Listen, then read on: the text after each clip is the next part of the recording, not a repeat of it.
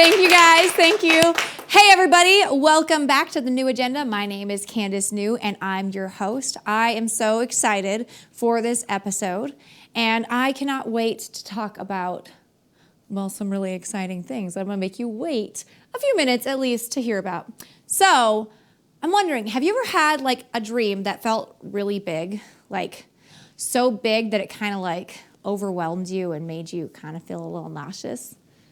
I've had like a lot of those dreams in my life, okay? And I'm one of those people who's like apparently like being nauseous. Let's go chase that freaking down, right?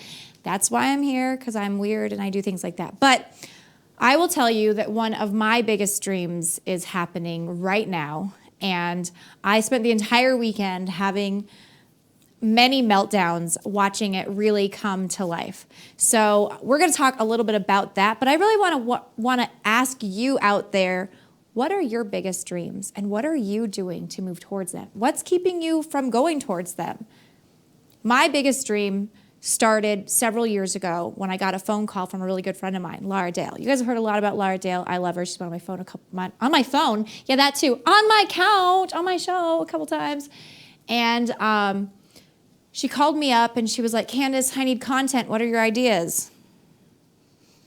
And I was like, well, I was watching Hell's Kitchen last week with my niece, and I was thinking, this would make a really great show, but like if it was like a musical theater competition, but like for low-income kids, and the winner gets a giant scholarship, that'd be cool. And she was like, yeah, let's do it. And that was the beginning of the end of that phase of my life.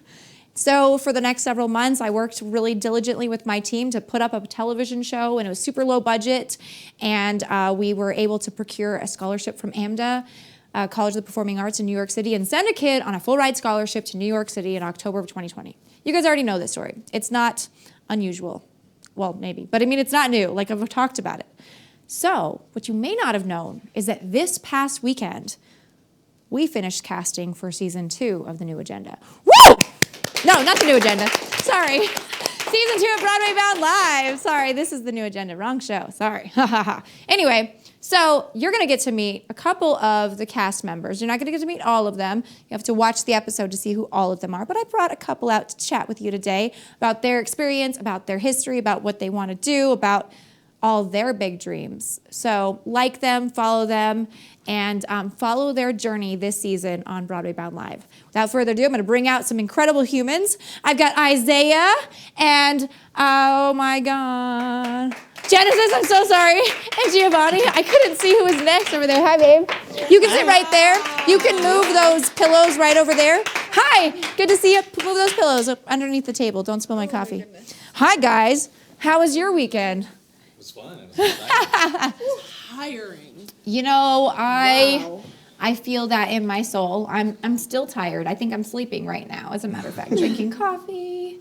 There's no vodka in it. Unfortunately. Just kidding. I could be lying to you. No. I'm just kidding. I wouldn't drink in front of you.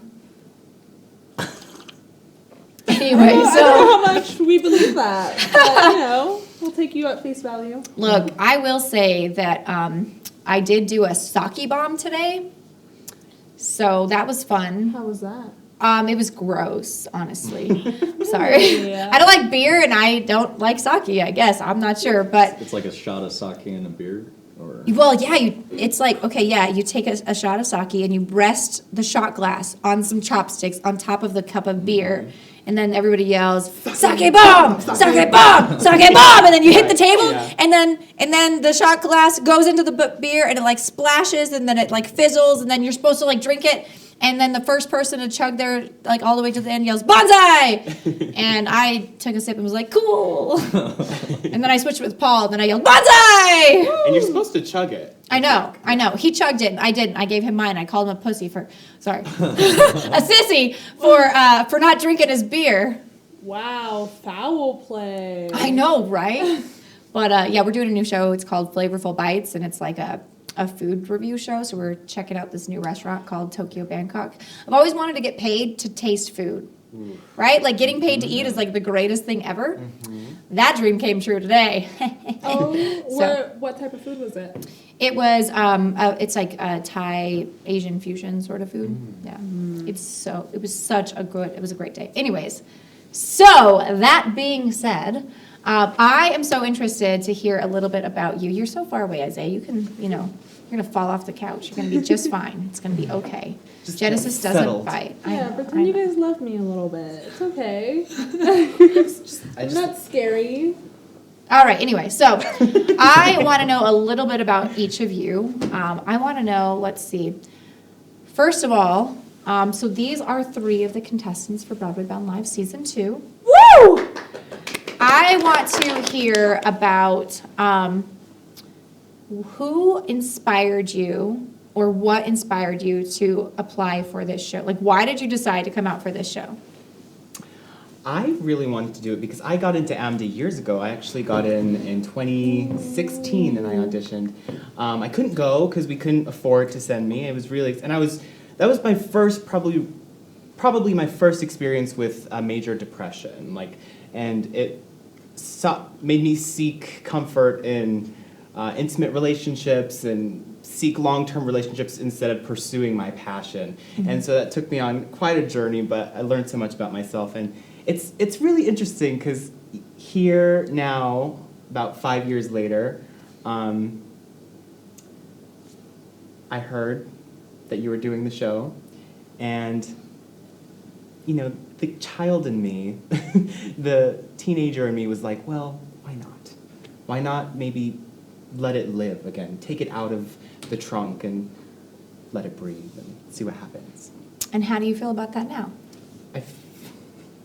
It couldn't have come at a better time in my life, honestly, because this is my first real time being on my own as an adult, independent, and I'm studying psychology, and I just went through a breakup right when I had the call back for the audition. So it's giving me something to pour my passion into, and it's saving my life in a way, I would say, my creative life. Well, I love that. I love that. How about you, Genesis? I think Candace has had a very similar effect on us recently because I've been someone that doubted myself my whole life. Everyone, while I was dancing, and I was always super energetic and very animated, I suppose, and everyone always told me that you should pursue this. I know you love singing, I know you love dancing, I know everything. I always told myself I could never make it. I could never. That's insane. I'm a teenage girl from Albuquerque. I'm a dancer at Rio Grande High School, which is a high school here that's actually really looked down upon as being ghetto and poor. So just a week before I had auditioned for Broadway Bound Live, I was crying. I was sobbing my little heart out because I felt that I had nowhere to go in life and that I had given up on all my dreams, and I wasn't dancing, I wasn't singing, I wasn't doing anything I enjoyed anymore. And then I saw the flyer for this place from one of my dance coaches, actually, that has been trying to get me to go back to dance because it was I'd stopped because of depression. You stop doing things that you love and care about. So I auditioned, and then I got on the show, and everything suddenly seemed a lot more reachable. That's beautiful. Yeah. And how are you feeling today? A little overcome by emotion, I think. That's okay. I'm whew. Well, you're allowed to feel that way. I mean, you guys got cast, 2 days ago? Day before Still yesterday? very fresh. Yeah. Still very fresh. Yeah, so it's a big thing. It's a big deal. It's a long show. It's not a short little thing. It's like 4 months of your life, and big decisions to be made along the way. So, yeah. Giovanni, how about you? Yeah, I mean, I don't know if I didn't think I was gonna make it. I don't think. I didn't really grow up around anything musical. I really just started singing in church when I was a kid, and it wasn't until I got to high school that I used to be really annoying with my singing. I'd sing in the halls and everything, and teachers would have to tell me to shut up, And I had this friend who wanted to put on a musical for our school, and she asked me, she was like, "Are you going to audition for this?" And I was like, "No way! There's no."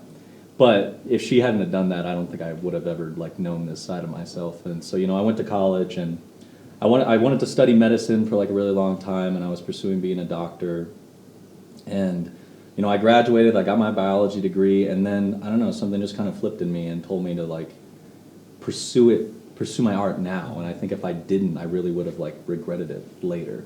And so I've been like on a few shows here, you know, as like background, you know, for like Netflix or like Loud House, and I was always checking, you know, New Mexico Film Office for like casting and everything, and I saw the thing for Broadway Bound Live, and I was like, oh man, this is like how I can get back into like my stage performance. And yeah, I don't know. I mean, like I said, I didn't think I was gonna make it. I was super nervous, and I remember like having to use the bathroom like 5 times before I went on stage. You know, I'm in there looking at myself in the mirror, like, you can do this, you know, and then to go out there, and then I got done, and I felt like I did pretty well. And yeah, I guess I'm kind of still in like disbelief that it's happening, because it really feels like I'm where I'm supposed to be. So.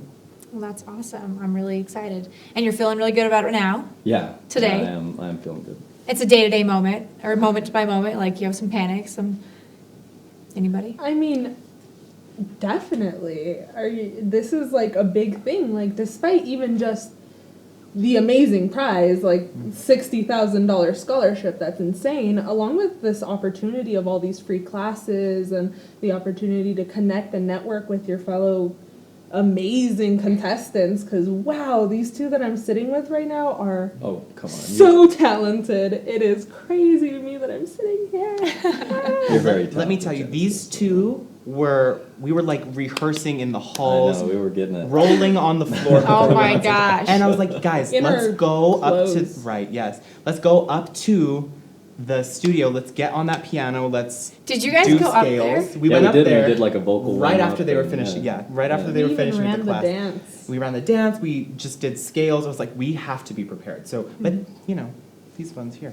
Well, that's awesome. I think it's going to take a lot of preparation and a lot of hard work to get there.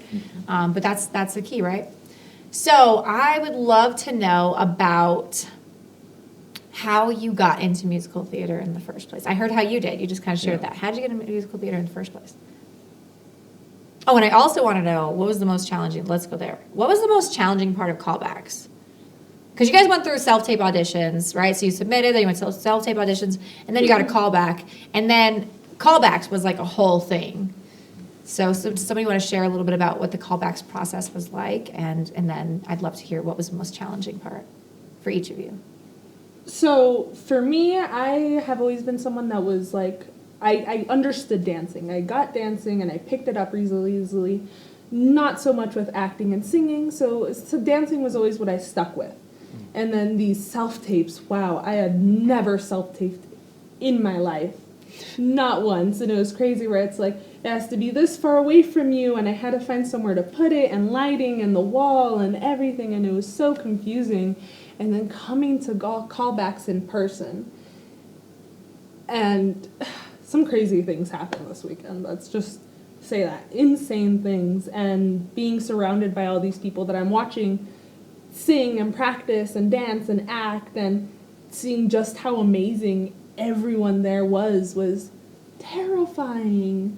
It was so scary. And even like where it's like, oh, you're behind closed doors, you're only in front of judges. You didn't find that comforting? Scary part. I don't even have my friends to like be there. I'm just like being stared at by judges. So spooky. That's hilarious. All right, Isaiah. Well, I remember first being in love with this, like, Barbra Streisand in Funny Girl, first of all. But I studied at the New Mexico School for the Arts in Santa Fe in the theater department for 2 years, and I graduated from there, and my classmates were going to places like Juilliard, you know, the big shooters. And I was one where I was like, you know, I think I have to lick the concrete. I have to go out and, like, really know what it means to work for money, work for friendships, like start at the bare bottom to really understand the duality of communication and relationships, and really finding what you're capable of when you're able to build from that level. So a few years passed, and I was working really, really hard at restaurants, and I was going straight out of like a 12-hour shift to rehearse. I was gripping, and I pretty much just showed up at Albuquerque Little Theater and was like, give me a job. What can I do? I was like just moving I almost cussed. It's late night. It's okay. Moving shit around. Just kidding. No, moving stuff around, like really just showing up, not really, But I remember I did Legally Blonde the musical. I gripped that, fell in love with the entire process, fell in love with watching people, as an actor myself, watching people just sing their hearts out and get to dance, sing, and act at the same time. It was just amazing. So I remember auditioning for West Side Story, and I got ensemble, but I was just so excited.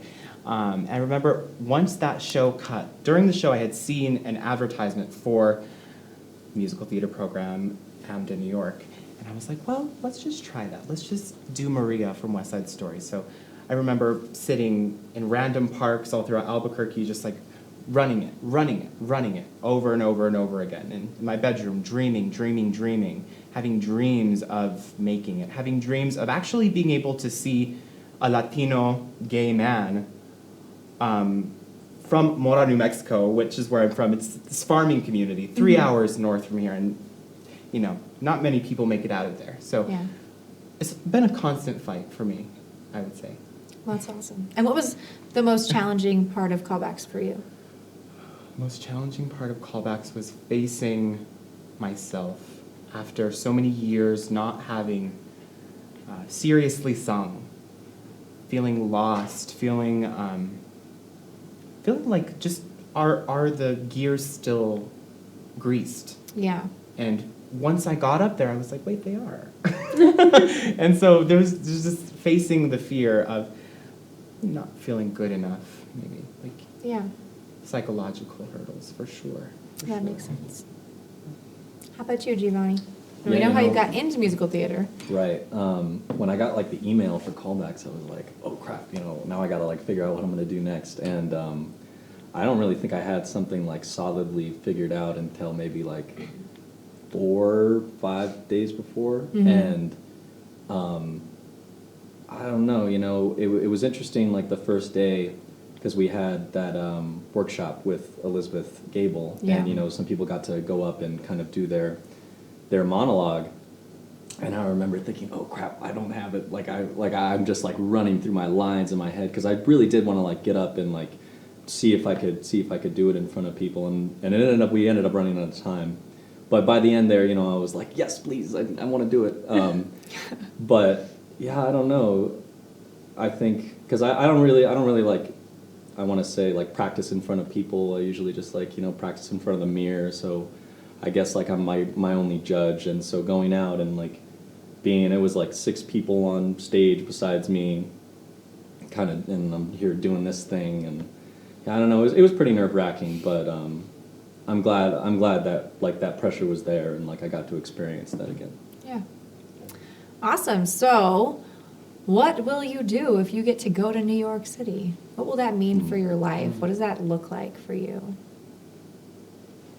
That's world-changing. That's a path that I personally never thought I'd be able to reach. And even being here now feels like a switch in my world almost. Even just the first episode happening is amazing. And I think being able to go to New York is really something that's going to help me believe in myself more and really let myself go there and really let myself put all the effort into this program and give it 110% and not let those dreams that I think were so far out of my reach slip away now that they're so close. And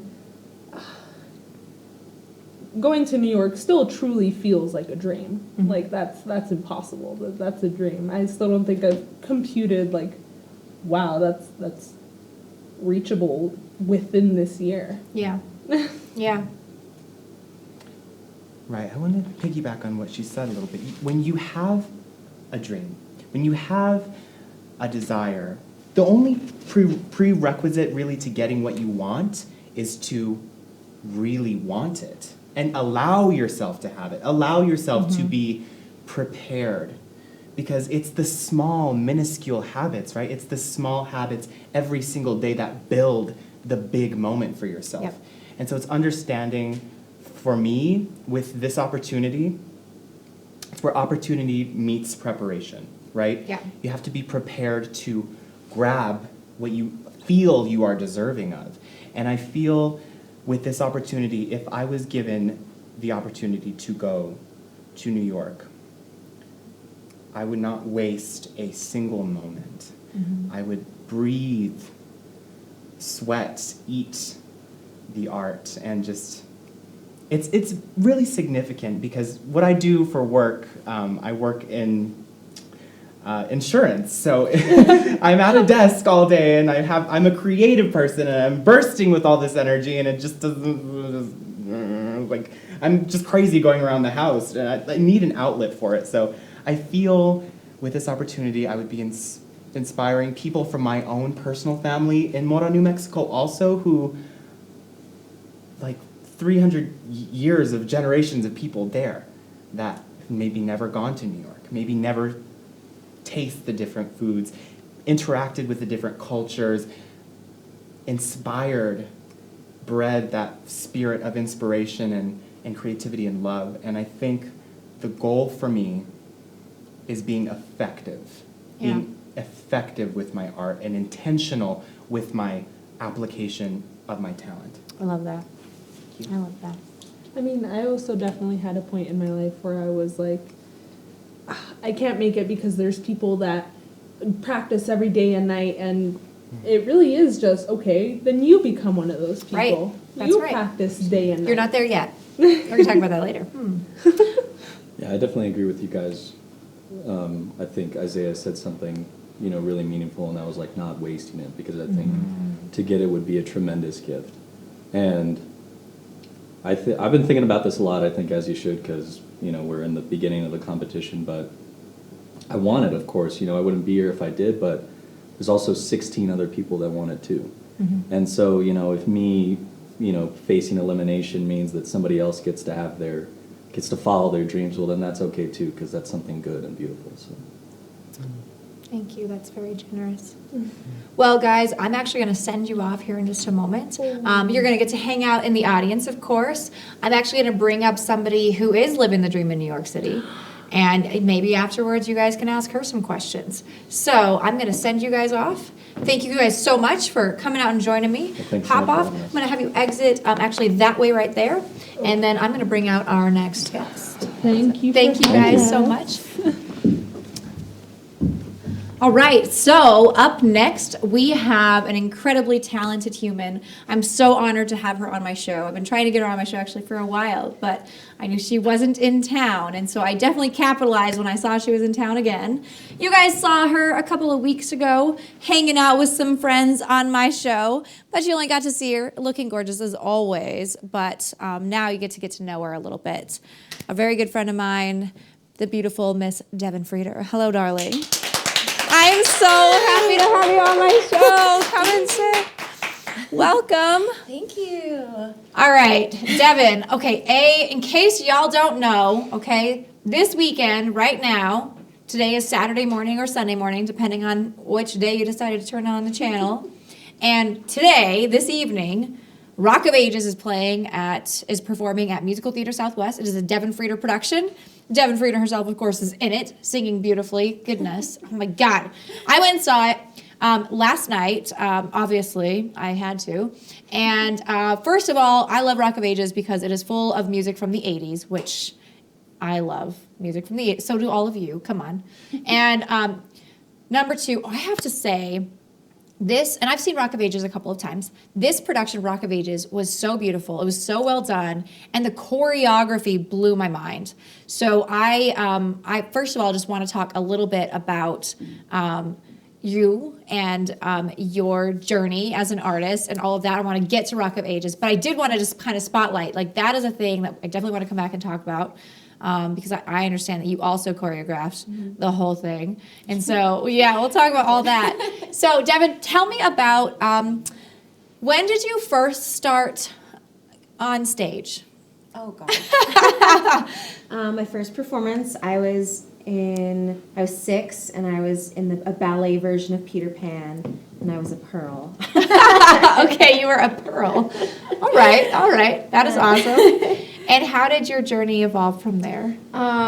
So I took that moment. I loved it. I was like, oh my gosh, this is getting this attention, like getting in front of an audience. I immediately loved it. Then we moved to New Mexico. I right away was in a children's choir, and they put us in one of the operas at the Santa Fe Opera. So that was kind of a first big experience for me that was just like, yeah, this is where I should be. My parents then put me in children's theater, and that's kind of all I did all year, just whatever the next children's theater show was. So I was always doing musicals. And then I ended up going to college at the Boston Conservatory, got a BFA in musical theater, and then New York straight from there. So That's awesome. So what was it like moving from, I mean, you were in Boston in between, right? But Yeah. from New Mexico to New York. It's definitely a big change, but yeah, Boston kind of prepared me for city life. I kind of always knew it was what I did always know it was what I wanted to do. So, and I grew up in Santa Fe, which is even smaller than Albuquerque. So, but city life just kind of suited me well. And so by the time I got to New York, it kind of just made sense. I did a few like summer programs there and stuff to kind of accumulate. Spent all my savings on, doing student rush and stuff. See as many shows as I could. I love while I was that. there. Yeah, of course. But yeah, it was very comfortable for me. Yeah. So you got to New York, and what did you do with your life at that point? I just started auditioning. I'm very, very lucky that I never had to do a survival job that I didn't want to do. We all have to do survival jobs. I was able to do that in teaching dance, in teaching acting classes. I actually started a dog sitting business. I love That's that. something I still do. I saw your dog. Yeah, I have. She brought her dog. Very well behaved dog, just hanging out. Yeah, like, she'll okay. make an appearance. Yeah. She comes with me everywhere. Yeah. But yeah, so I've been lucky to be able to pay the bills that way, and then in the meantime, just audition for things. I got my first summer stock job, like my first year in the city, and ever since then, I was lucky enough to continue getting regional work. So I'd spend time in New York, audition, and then get to leave once or twice a year to do a show in some other state that was auditioning in the city. And then meanwhile, I had actually started, when I was a senior in high school, my two best friends, we produced, for like our senior project, we did a production of The Last 5 Years. And so that technically was my first like self-produced show. But then my freshman year of college, I think it was, I was like, I want to perform this summer. I don't have a lot going on. Let's just like get a bunch of friends together and we'll put on a show together. So we did The Fantastics because it's very easy, small cast, easy set. We performed in my elementary school auditorium, rehearsed in a garage. Like it was very, very low scale. But through that, I realized, I was already into choreography and stuff, but I realized, I really like directing too. So it became just a regular thing. Every time I came home for summer or winter break, I would put on a show. And they started very, very small, but then started just slowly growing. And then even after I moved to New York, I went like a year without doing one, and I was like, this is not something that I'm willing to give up. It's just, there's something very special about this community. It's nice having something to look forward to, and it really truly does fulfill all of my passions. Like, yes, I get to perform, which is my first love, but I get to direct and choreograph. I get to gather this amazing ensemble of people, which truly has become a family. Right. We always get new faces and new people to audition, but we also do have a core group of people that often come back because we love working together and can really put on something that we feel is special. So yeah, so it's just kind of turned into this amazing thing that just every year it kind of boggles my mind with how far we've come, and I feel like there's improvements every year, whether it's with finding an even more awesome set builder or finding, just things like that originally when I started it, I never could have even fathomed would be a thing. So it's been pretty cool. So when did you officially decide this is going to be a company? This isn't just going to be like a thing I do when I come home on break, Well, it was kind of a joke because I would just do it. Like I would do it. And I'm like, yeah, I'm gonna do a show when I came home. And around we were doing a production of Dirty Rotten Scoundrels. People kind of started, because I didn't have a company name. I was like, I don't know. I'm not creative at thinking of names. I'm just gonna do another show. Right. And people started just calling it Devon Frieder Productions, kind of like as a joke, and it just stuck. And people started just saying, oh yeah, DFP. And I was like, well, I guess we're not changing it now. So that's just kind of, we always joked I'm Jewish, and I'm like, we called it like True Jew Productions. Oh like, things like that. But yeah, the name kind of stuck, and so we started a Facebook page, we started Instagram, and that's just what it has become. Yeah, So. and now you guys have actual shows that are ticketed, that are, that are regularly selling out. And let's talk about, well, I actually want to know, okay, so you said something that I thought was really important, especially because of the people we know we have in the audience, Yay, Broadway Bound Live kids, right? And that was like the idea that you never had to work a job that you didn't also enjoy, right? Because you had the opportunity to teach what you love. You had the opportunity to teach dance and acting, which is really great. And so I love that. Can you tell me a little bit about like what it's like to teach? And is that something you still do now? I do. I actually work for Disney Theatrical, which I'm very proud of. That's, well, before COVID, it was my main survival job. We're still kind of coming back, though we're hoping to relaunch workshops fully in the spring. And explain what that is. So I'm a Disney teaching artist. We get to teach Broadway workshops. So any of the Disney on Broadway shows, Aladdin, Lion King, Frozen before it closed, we teach Broadway workshops. Groups will come into the city, see the shows, and we will teach the material, the choreography, the music, and then we get to do talkbacks, which will go to the theater, and after a show, we'll lead a Q&A between the cast and the audience. Right. And then in addition, there's also a Disney Musicals in Schools program where they put on Disney material. We get to go into programs that might not otherwise get to do theater and kind of show them and lead them in putting on a fully imagined production. Absolutely. And then other than that, it's just we get a lot of really exciting professional development opportunities. We get to kind of brainstorm some of the material. My bosses all wrote all the Disney Kids titles are all written by my bosses, which is pretty exciting. So yeah, it's an amazing gig. I love doing it. But I do want to go back to the fact that I will say, like, I can't brag that I've never had a job I didn't like. I think we all have had that. But I have been very lucky to somewhat stay in this field of like, that's not always the case. A lot of my friends wait tables, and I have so much respect for that and putting in the work. I think when it came to the survival job route, it's kind of like with the company, you kind of have to find ways of being creative and making opportunities happen for yourself. Yeah. So teaching, a lot of times it was I'd come back here and I would gather friends and say, I'm gonna put together a master class, a workshop.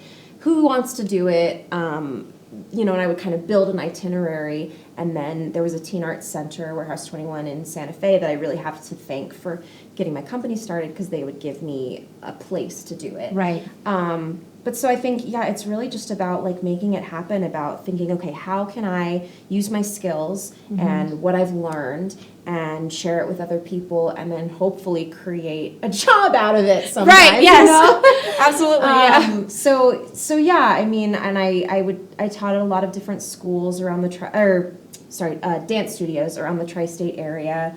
But choreography is truly my love when it comes to teaching. So that was the best part about teaching, is like choreographing the recital pieces. And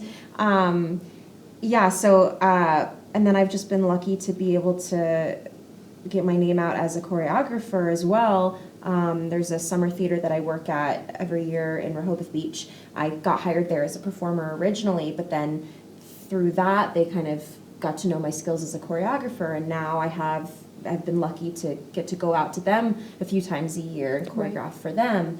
So yeah, it's just about kind of putting yourself out there and taking every opportunity you can to create work for yourself. Yeah, I love that. And I love the intentionality behind it, the drive that's necessary for it, and really like the creativity behind it. It's just another element of our creative being. Yeah. And if we can really begin to think about how can we take the things that we love and the things that we know and the things that we've learned, and figure out ways that we can stay in that field and create work. I love that. So, and you're giving back. Like, I don't, like you're giving so much to the community when you come here and you do your shows and you give opportunities for performers locally to be part of your show.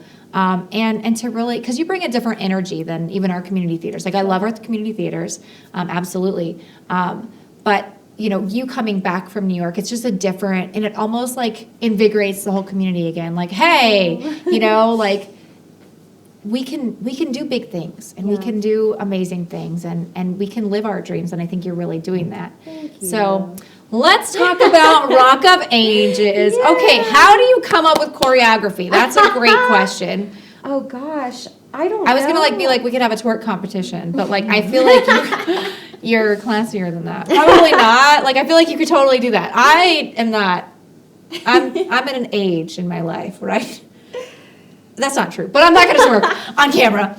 Sorry, friends. No. Well, and I also did want to go back just really quick, kind of about what you said and giving back. Like, a big reason why I do this and what I'm passionate about is inspiring young talent. There's so much, as obviously we see, there's so much incredible young talent in Albuquerque. I mean, there's talent of every age, but particularly that was something that really excited me, especially getting started. I mean, my first few shows were obviously people only my own age, and then we slowly started like growing and getting more, and now Rock of Ages is very mixed in level in age. But I think there's something so exciting about working with young, like teenage and young adult talent, and just seeing how incredibly far they can come in a matter of weeks. And that is something that in teaching I'm passionate about, and in choreography I'm passionate about really pushing these kids, these young adults, to be the best that they can be, and say, no, like you can accomplish even more than you think. And that is one thing that I really try to do with my shows when I come out, is hold my cast to a professional standard. Because I mean, you may not be pursuing this professionally, but I believe you are good enough to be held to that standard. And I believe that in this month that we put on the show, it's always like 3 or 4 weeks, that we can accomplish that, because I don't think people always are pushed as much as here as they might be capable of. So that is one thing that I really try to aim to achieve with my shows. But then going into choreography, I started dance kind of late. I always I did theater, I did tap and everything, but like ballet, jazz, like the technical training, I didn't really start doing it seriously every day until I was like 16. So I love dance and I'm passionate about it, but I didn't have that turnout or that flexibility that a lot of people who started at a younger age would have. So choreography was kind of an exciting opportunity for me to envision what I wanted something to look like, and then set it on dancers who were like so amazing, who could take it even further. So that, and just envisioning the spacing was kind of like a puzzle to me, and coming up with creative different formations and multiple things going on at once, layers. So seeing it come to life is one of the most rewarding things for me. Like, you have this image in your brain, which, I mean, gosh, I'll choreograph any number of places. Like, sometimes you just have to like stand in your room and go through it, but I'll think about it while I'm driving. I'll choreograph in the shower. I mean, it's just like you'll get all of that seems on dangerous. The elliptical. It does. I'm like, all of that seems very dangerous. I don't know. I'm sure I'm safe about it. No, but yeah, you'll just like get struck with these sudden. You're like doing a pirouette in the shower. Maybe not that. But yeah, it's pretty cool to see it come to life. Yeah.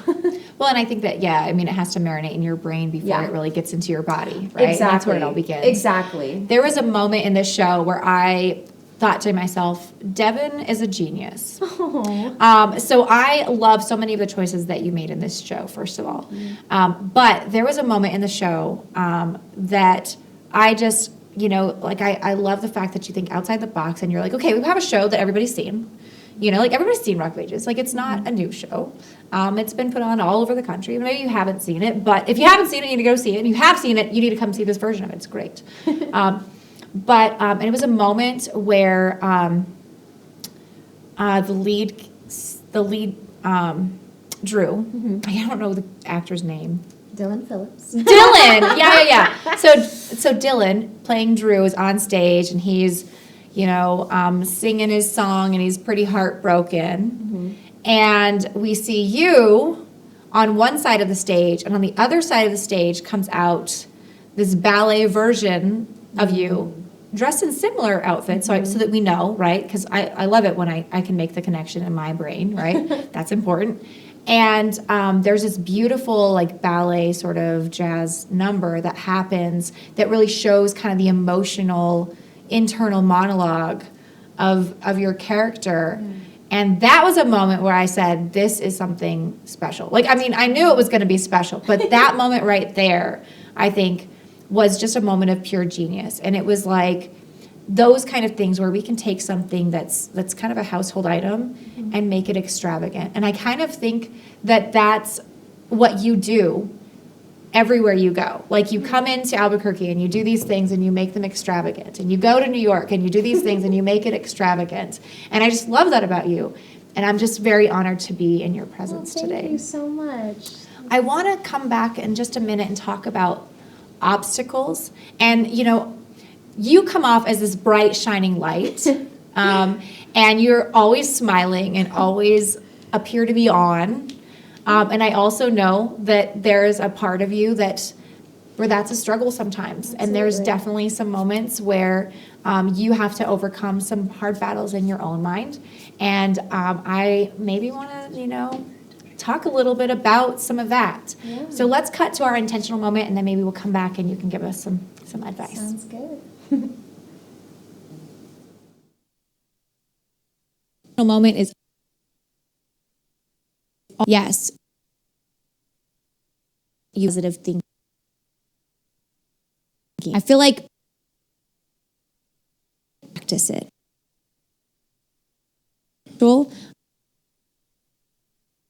I used to always say the renewing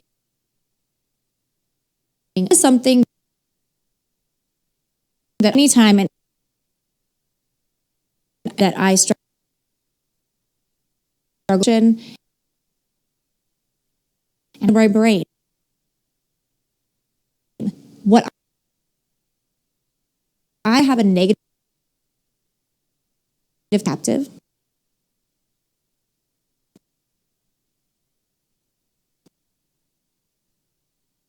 Yeah. It's enough yet. I'm not, which is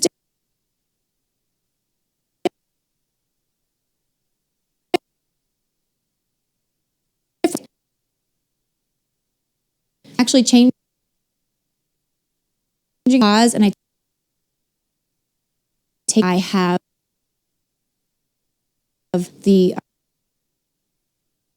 I'm going to say I am, and so it's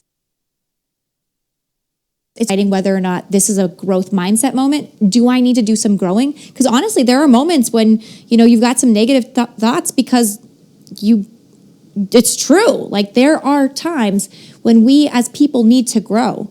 And if that's the case, you shouldn't get down on yourself. Acknowledge that it's an opportunity for growth. Maybe you were kind of a jerk to your bestie, right? Okay, so how can you repair that relationship? How can you grow as a person to be better? So maybe you're not the world's greatest friend yet. Maybe you're working on it, and it's okay to be working on it. And honestly, there's something impressive about intentionally working on yourself. The other part is stop discounting the things that you've done and the accomplishments that you have. You're here for a reason. You have gotten to the point where you are in your life because of the choices that you've made. So what's in front of you, if it's a good thing and you're saying that you're not good enough for it, well, maybe you should rethink the achievements that you've gotten to do to get there. And if it's something in front of you is not so great, it's something kind of ugly and gnarly that kind of popped up, also maybe because of the choices you made, maybe we're pausing a moment and saying, how can I rethink my life? How can I rethink my choices to become better? And so stop dissing on yourself. Start looking for areas, where do I need to grow? Talk to yourself about that growth and say, you know what? Maybe this is a moment I did fail, but I'm going to try again and I'm going to do better. And if it's a moment where you just don't feel good enough, but yet you have actually accomplished a thing, you need to start acknowledging your accomplishments. Take hold of those, be proud of them, and walk in them. That's all I've got for this intentional moment. See you next week. So, what are your obstacles sometimes, and how do you deal with those negative thoughts, whether they come from your own head or they come from somebody else's mouth. Because unfortunately, when we're in the public eye, people have not so nice things to say sometimes. Absolutely, and of course I'm in an industry where you're always being told no. There's a lot of, things are a lot more judgmental often than in any other career. So it is hard to sometimes not let that get to you. For me personally, I struggle with anxiety. It was something that once I came to terms with once I really kind of realized that's what it was, that was empowering. There's right? a freedom knowing, in it, yeah. Yes, learning about it, talking to other people who have it, and learning ways of coping, and also just knowing, like, if you're having an anxiety attack, this is what's happening right now. Right. I will be okay. This is why I'm feeling this way. Right. So that's definitely been an obstacle for me. Also, just, there's always, I think we all have personal self-doubt and insecurities. I tend to rejuvenate a lot from other people, and that's part of what brings me back here, is that it is such a loving and supportive community. I am inspired by so many of my fellow actors, crew members, everything like that. And for as hard as, I love my life in New York, but things can, it's a hard industry. Yep. And coming back here really does give me a lot of kind of self-encouragement, because, I have my own, I was, in an abusive relationship for a long time. That can kind of continue Absolutely. to impact your self-thoughts, self-doubt. But I do believe in the people around me. They lift me up. I also, it's one thing to believe in your work and another thing to believe in yourself as a human. Yeah. So that's always a struggle. But, I do love what I do, and I am inspired by the other people who do it as well. I love that. I think that's absolutely beautiful. And I'm inspired by you. Thank just so you. know. So I would love to have our Broadway Bound Live contestants come out, and maybe you could give them some thoughts or some advice about, where they're at right now, and just maybe where they're going or moving to New York or whatever. And I think that I've got my lovely, my lovely Emma over here is going to bring out a chair, and we'll bring them out, and maybe they have questions, and maybe they don't. We'll see how it goes. Great. Hi guys, welcome back. Welcome back. You guys can come and sit, get cozy. You're gonna sit next to me, Isaiah. Wonderful. I love it. So, what do you guys think? First of all, like how are you dealing with your negative self-talk? I have 3 therapists. I love that. Do they all tell you the same thing, or do they tell you different things? It's nice to have different perspectives. Right? I read a lot of spiritual stuff. I really like. I record mantras that are specific to my goals, that are specific to my needs psychologically, and I list every day, and in every way, I'm getting better and better. I love 20 that. times, first thing in the morning, first thing before sleep, because I need it. I know that I have tremendous self-doubt, and it is my biggest obstacle. So that's some of the things that I do. Yeah, I love that. Thank you. Well, I actually rely a lot on my mother. I love that. So, and that's beautiful. I moved out at 18, and I definitely struggled with some mental health bumps, financial bumps, all kinds of bumps that young adults go through. And anytime that I just am in my car and I'm crying and I'm exhausted, I have her on that phone. And I'm telling her I don't know how to defrost chicken within an hour. And my car won't start. And the air conditioning's broken, and my sink's clogged, and I don't know what to do. And she always reminds me to take that breath and take the moment, and that she's supporting me. And I'm so lucky to have such a supportive system. So that's definitely something that's helped keep me here. I love that. I feel like I can relate to both of you, because I think a good supportive family and system helps a lot. And then I read philosophy and try to do some meditation, and that helps me a lot. Just telling myself that I can do it, and just really trying to believe in myself, because it's hard. You got to really just fight off all these thoughts and try to refocus your attention on what you're doing. And so it takes a lot of work, but I think I can get there, you know. Yeah, I think I'm a very objective person, and so that's, I feel like, a really big gift.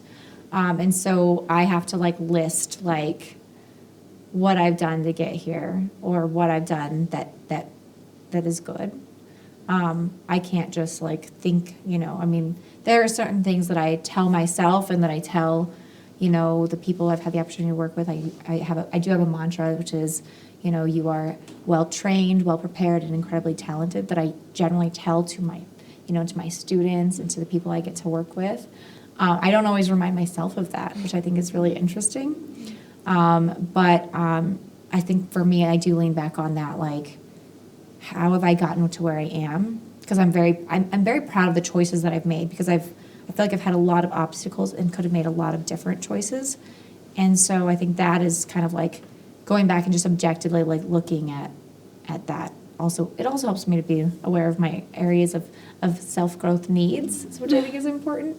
But Devon, what advice or encouragement might you give to these kids who are starting off on this? It's a 4-month journey. They're competing to get this scholarship, and at the end of that, you know, one of them's going to go to New York City and hang out with you. Hey, yeah. I mean, first of all, congratulations. Like this, I can't even express how amazing of an experience this must be. And just my first advice would be like to soak up every minute, write things down, reflect, like as I'm sure you're learning a lot as you're going. Like I still have my journals from the different program, like intensive programs that I did. Like as much as you can to soak it up and remember it, because you're going to keep this experience with you forever. And you know, it's really, because it's obviously whoever wins, that's an amazing opportunity. But even if you don't win, I mean, you're being given such an incredible experience. And know that if you don't win, you still have everything you need to go and make this happen. You know, I mean, I think a lot of people think, well, I mean, I don't want to downplay it. Like, yes, New York is expensive. It's hard to move somewhere no matter what. But if you have the drive, anyone can do it. You really do have to have that. First of all, you have to have the passion for it, because one thing I'll say is, don't pursue this if you don't love it. Mm-hmm. And if you can see yourself doing something else that you love, do that. And I'm not trying to be a downer, because I am so for believing, like, following your dreams. Obviously, like, I never questioned pursuing this. So if you truly love this, you can absolutely make it happen. You just have to know that you have that drive and you can put in the work. And if you decide to move, you have to find things to fill your time, because it can't just be auditioning. You need to be a person. You need to start to build the relationships you have in your life. You need that was the hardest part for me about moving to New York, is just knowing people. Right.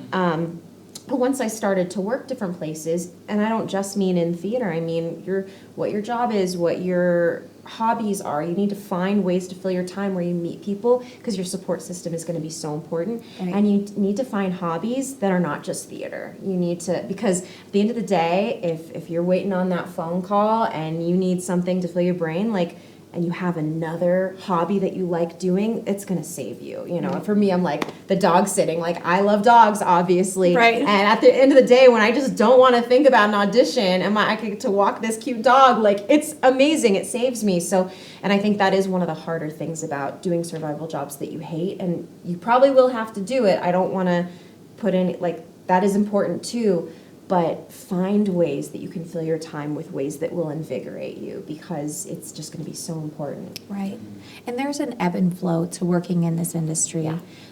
We are full on for sometimes months at a time, and then there's nothing. And in those moments of nothingness, you question your whole life, every moment of it. So having something else, I think, is absolutely perfect. Yeah. Having something else and that support system to really fill your time. And even on this show, like on Broadway Bound Live, there's going to be an ebb and flow to it. There's going to be the grind of the rehearsals. You're going to be like, I don't want to go to another rehearsal. This feels like constant, never-ending sometimes feels like torture. Even Jay Elaine was talking about it. She was talking about that idea that like we go and we do the work, and the work is not necessarily fun.